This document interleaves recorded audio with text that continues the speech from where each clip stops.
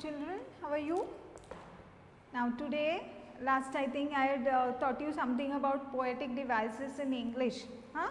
Now the same poem we are going to start with. Now we will just learn once the figure of speech and then we will be concluding with the poem The Pilgrim. Okay. Now see, you will have every poem has certain figures of speech. They are used into the poem to make the poem more rhythmic. Okay, that it's not like a lesson that you easily understand. It comes from the heart and the words are put together to make the poem more rhythmic. Fine. So now we are coming to the poetic devices. See your textbook, page number 12. Okay, read and understand the following poetic devices. First, figures of speech you will have your. You have, again we are going to repeat the same poem, The Pilgrim.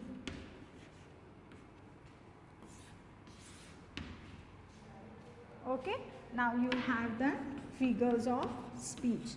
Now how to recognize these figures of speech?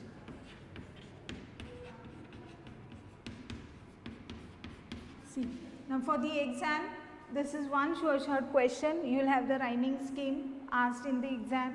You will have to give the rhyming words from the poem. So you do not ignore. This is an easy technique of scoring marks.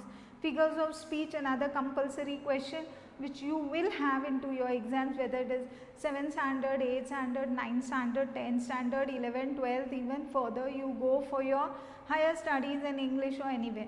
Figures of speech will appear into your papers. So you cannot ignore and deny them. And it's easy if you understand. Okay. Now, how was the question asked for the exam? They will be asking you name the figure of speech. They might give you a sentence and ask you name and explain this figure of speech. Then you have to name the figure of speech, whether it's a simile, whether it's a metaphor, whether it's a personification, inversion, whether it is a say tautology.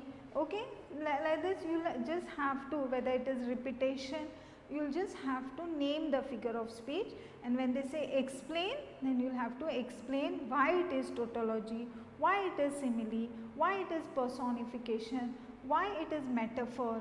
So you will have to explain the line why it is so.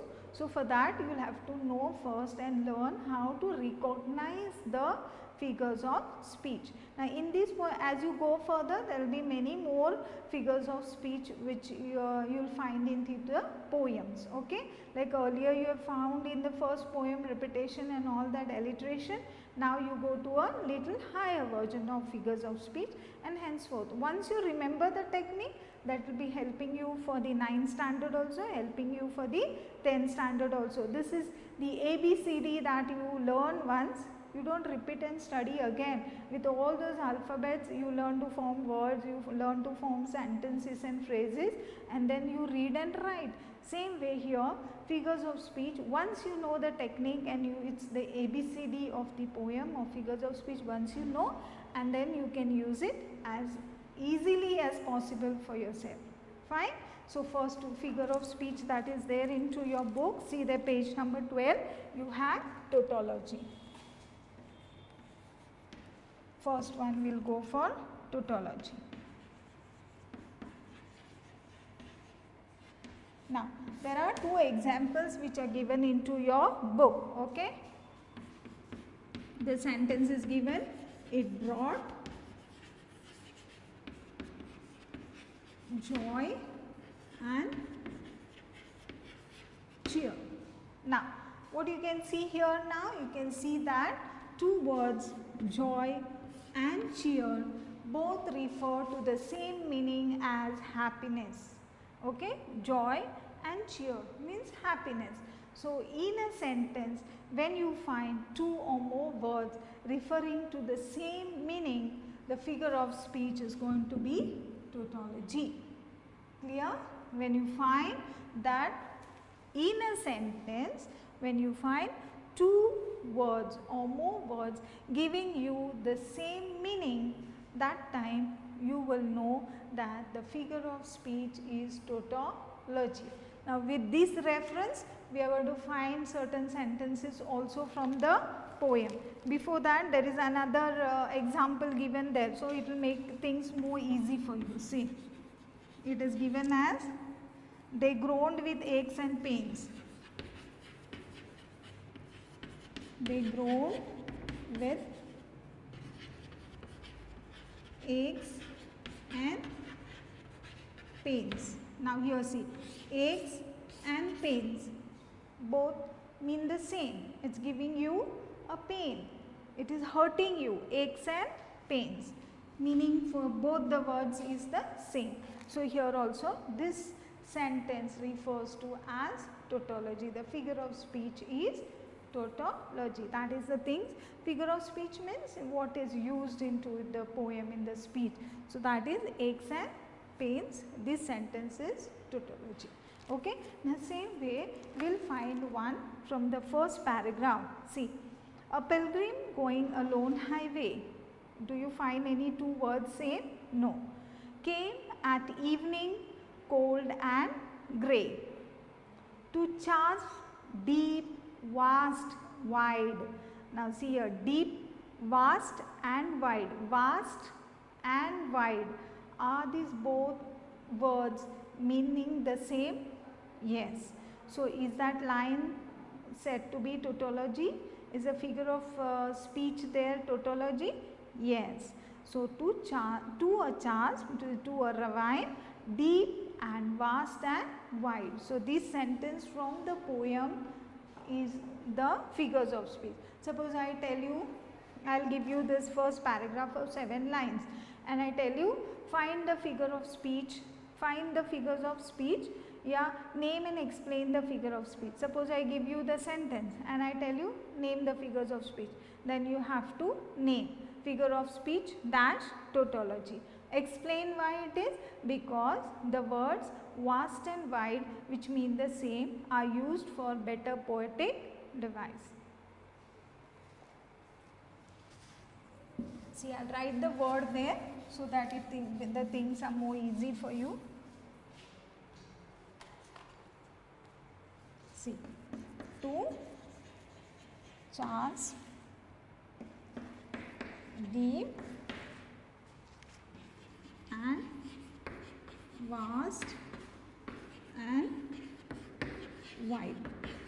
So see, this word, these words, they mean somewhat the same. So the figure of speech is tautology. So name the figure of speech. The figure of speech is tautology. So when you write the answer, how you will write? Figure of speech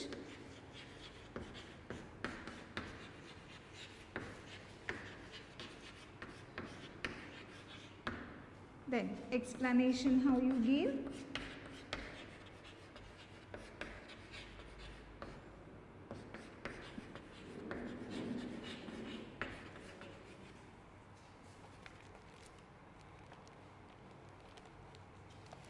The words vast and wide convey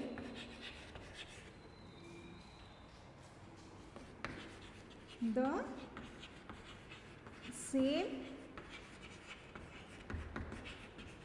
meaning. So this is how you are supposed to give the explanation, and this is how you are supposed to name the figures of speech. Clear to you? Now we go for another one. This is the first one. I hope I am clear, and you always keep your books open. I always tell you in the class also, whenever your books are open, always have a pencil in your hand, so that immediately whatever the teacher is telling important, you can mark down into your book there and there, always. And whatever things the teacher says these are important, you need to make a star mark there and keep. So during exams there is no need to study the whole day, you just once go and go through your textbooks. In between you have to go on reading. English is not something that you can by heart. You just go on reading things, keep on reading the story, so that you understand the deep meaning of the poem, the deep meaning of the lesson, and you know all the words, you know, this sentence lies into the first paragraph, this came at the end, this is the climax of the story, and it becomes easy for you to form your own answer. So unnecessary stress that you take and keep on by hearting with your books is not necessary. If in a day, spend half an hour only once to just go through, concentrative half an hour, enough. You just go through the books and you see the difference. Whole day you don't have, you're lying in your bed, just take the book in your hand. Oh, this was what we read today. Oh, this was what we read that day. You just go through. I've marked and kept, teacher marked. In your own way, you make some markings and keep, which you feel easy to read and understand. So that is sufficient. Now, the second one we go for is inversion. Okay, you have here inversion. Now, what is inversion means? Ulta, opposite. Okay, but here inversion is topsy-turvy. See here now, example is given here. Up came the sun. And you have studied about the subject and predicate earlier. Okay, the subject comes first and then the predicate, and there is a proper placing of sentence, verb and all these things. Now here, how usually you have to say the sun came up. This would be the correct phrase. Now here it is purposely, like in the poem, given like this, up came the sun, so that the poetic device is used so that the poet looks more beautifully, you can read it. So now, since the sentence is placed in an inverted way, that's why you call this to be an inversion. Okay, see what is written in your book. Poet often changes the proper grammatical order of words in the line. So the grammatical arrangement here, subject, predicate, verb, is being changed. So the proper order of words in the line of a poem is being changed. Why? To make the lines rhyme, and to emphasize upon something. Okay, to give more importance upon something here. So he has put up like that. Okay, and the figure of speech in such lines is called inversion or anastrophe. Okay. So down the hill it flowed. Again another one it gave, up came the sun, and second one is given as down the hill it flowed. Okay, see here also you can find out, it flowed down the hill. That should be the grammatical order. Here the sun came up should be the grammatical order, but purposely it is done to give emphasis on something and to make the poet more rhyming. Fine. Now the same way we will search one from the poem. Okay. Now see, you will have one.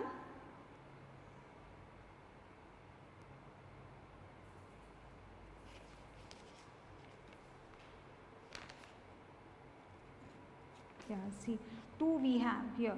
The old man crossed in the twilight dim. Then one more you will have behind. See, to the fair-haired youth, may a pitfall be. See, we will take this one. To a fair-haired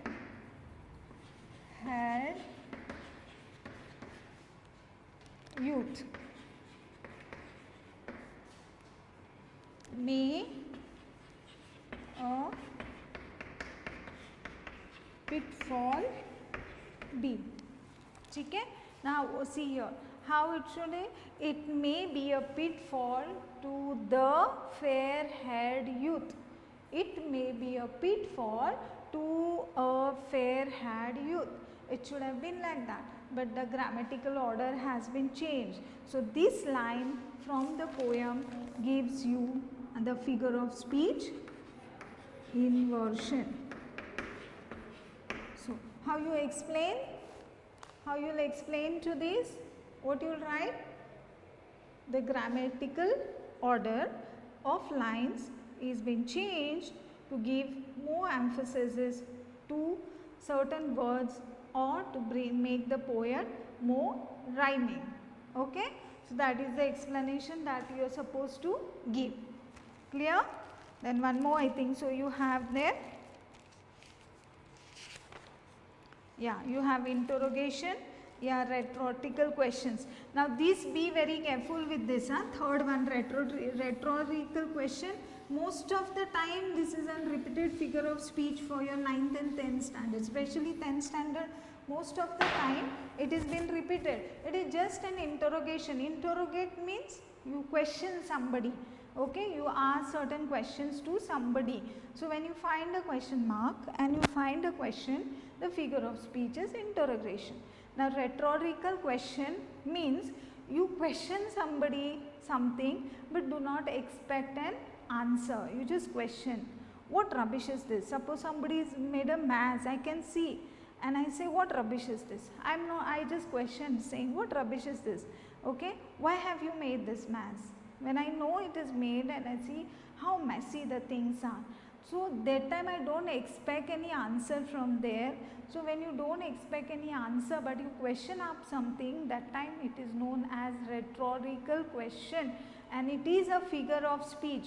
Most of the time it is repeated for the 10th standard, so you understand.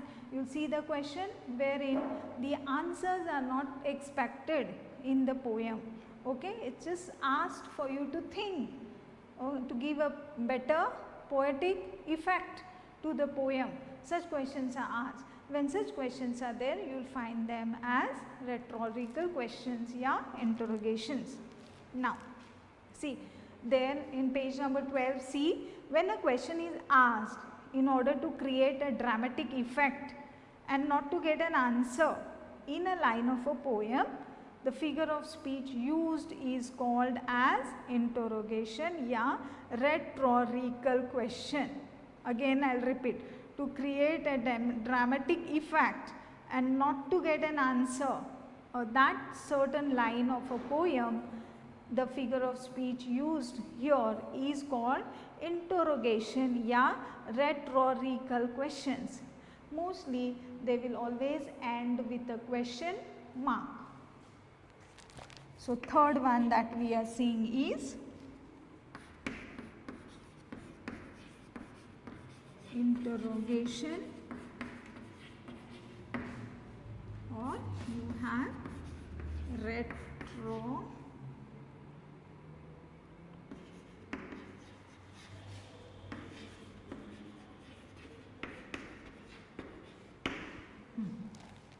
Clear? Now, example is given here. What is this life if full of care? Then next one is, when can their glory fade? Now see, what is this life if full of care? Question mark is there. Now he is saying what kind of life this is. He is saying everywhere there is so much of care, everybody is caring him and all. So what is this life if full of care? There should be some ups and downs, then you can enjoy the life, na? So what is this life if full of care? So this is how he is showing a dramatic effect. What type this all question, this type of life is where I am getting all easy things and things, all that. So it just a dramatic effect that is been given. Same way we will have to find a question from your poem. So now you have this, see there are question marks everywhere. Why waste your time in building here? Okay. So he is seeing that it's such a deep ravine there. Still he is going and asking him and saying, why you are wasting your time in building this bridge? So there from the poem you have, why waste your time in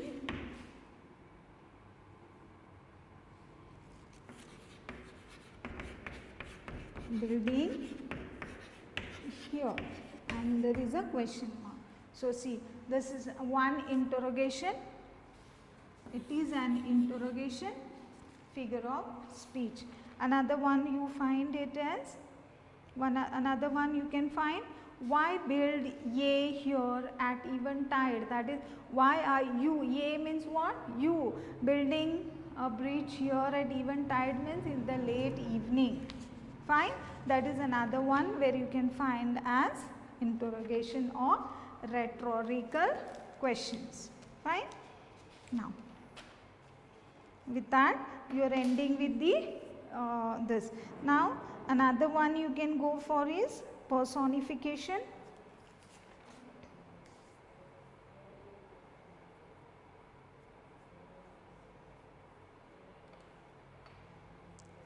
One more you can say. Personification means when an inanimate or a non-living thing is given a comparison of a human being. For example, I can take here is the first only. First one, see. Another one figure of speech you can take as personification. I'll show you that. So that though it is not mentioned there, I'll show you personification.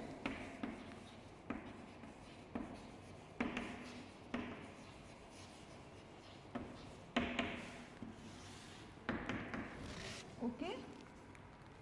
First you can take, see, a pilgrim going alone highway. Now, this highway, this is highway means a road. Okay. How is the road?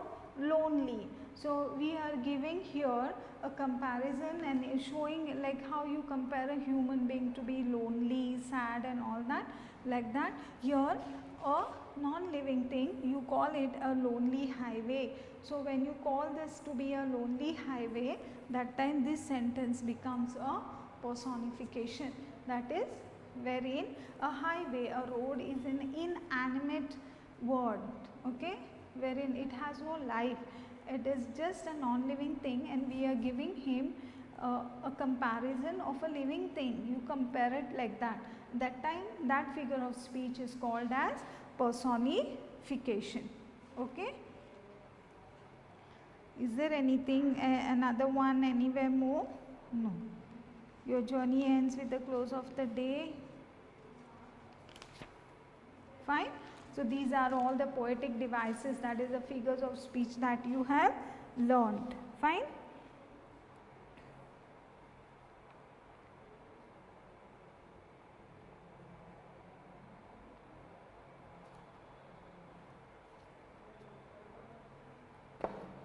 Now, see, answer in your own words is given there.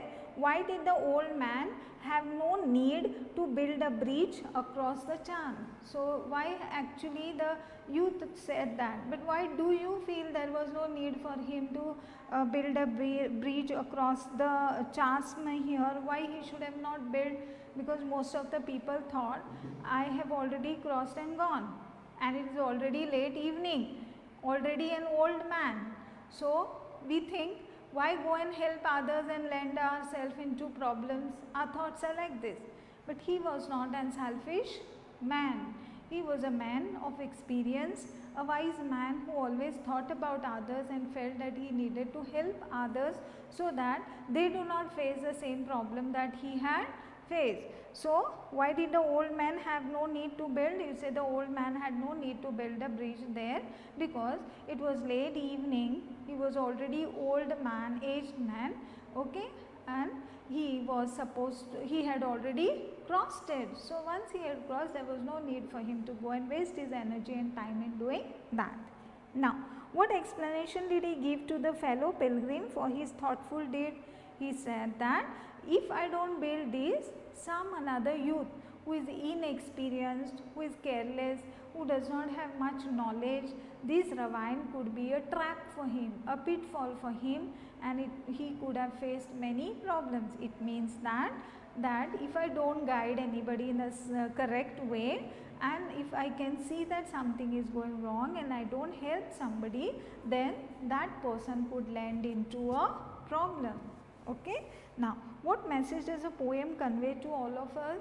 What is the message that the poem is giving to you, all to you? That is, whatever experience you have, whatever things you have, whatever good deeds you have, okay, whatever you have, you need to share it with others, you need to help others. Yes or no? That never be selfish, be selfless and help out in your way. Nobody is asking you to go out of your limits and help anybody. If you can, always it is better to go and help somebody. Yes or no? See, there's one at the end. See, imagine that you are the fellow pilgrim and you wish to share your experience of the incident in the poem. So, you are a fellow pilgrim who is following the old man. Write a short article about it for a magazine or a journal, and also convey what change it has brought in your life. Okay. So, how do we write the articles actually? How you write articles? When you are writing the article, first and foremost, the important part is it should have a heading. We are writing an article in a magazine. Okay.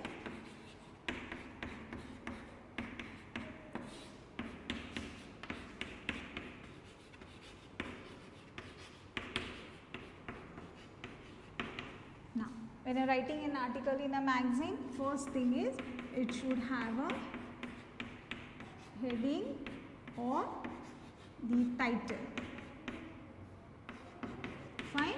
Then you can write the date when you are writing, from place from where you are writing. Fine. And this side you will have the reporter. That is your name. If you are writing your name, if you are writing for the paper Times of India, you can write Times of India, etc. And you can write what was your experience about whilst traveling with the old pilgrim. Suppose you were there.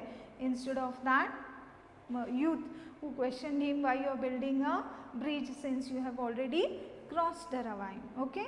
So, you can write this and try, because these are all the things that you will be having for your writing skills in your exams, okay, which will help you. Okay, fine. With that, we are ending with this topic. Next lecture for English will go for 1.4, okay, and continue with that. Fine. Thank you.